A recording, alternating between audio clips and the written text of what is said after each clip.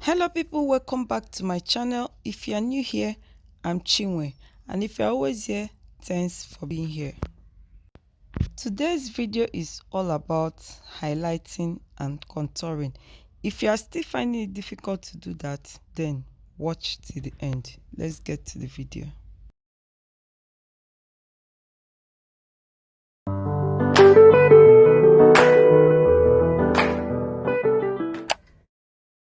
Naturally, this is the way our face is supposed to look like. When you apply foundation, it will cover up all those features, all those original features of the face.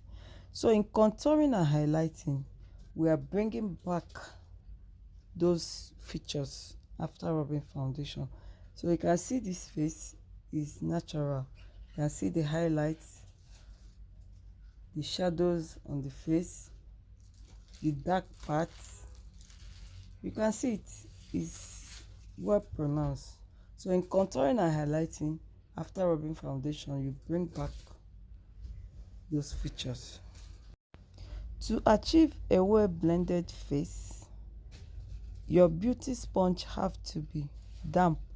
What I mean by damp, you soak it in water, then squeeze out all the water in it before you can use it to blend your makeup.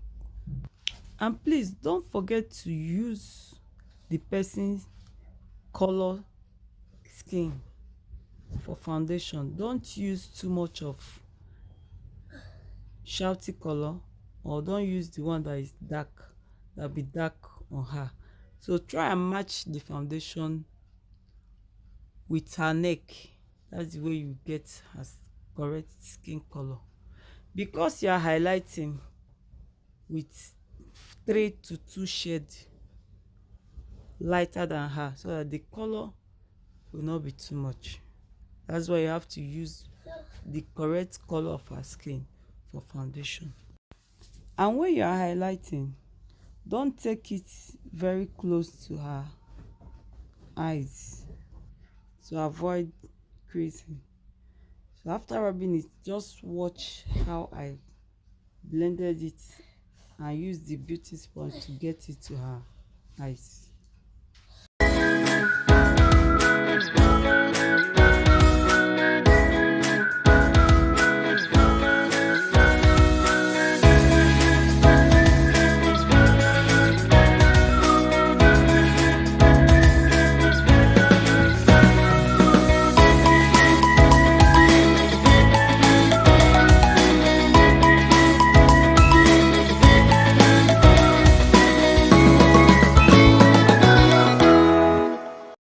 To contour, you have to take a color that is darker, 2 or 3 shades darker than the person's skin. Where do you place your contour? That is the place people get it wrong all the time. You place your contour on the cheekbone. There is a bone in the cheek. You can touch your cheek wherever you are to see the bone. That's where you place your contour.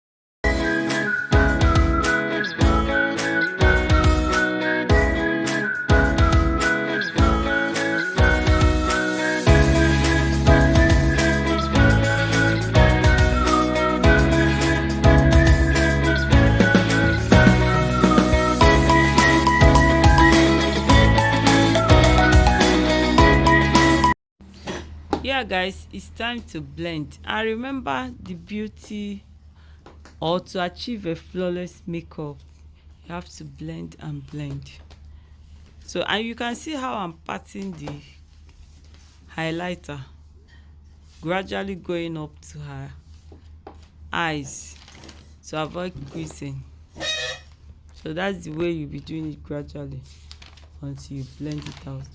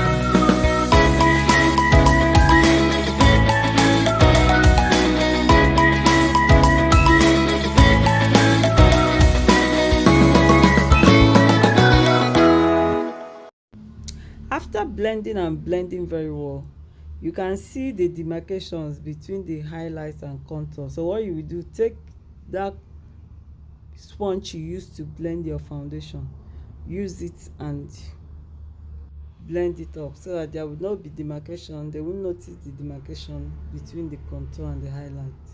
Everything will become seamless.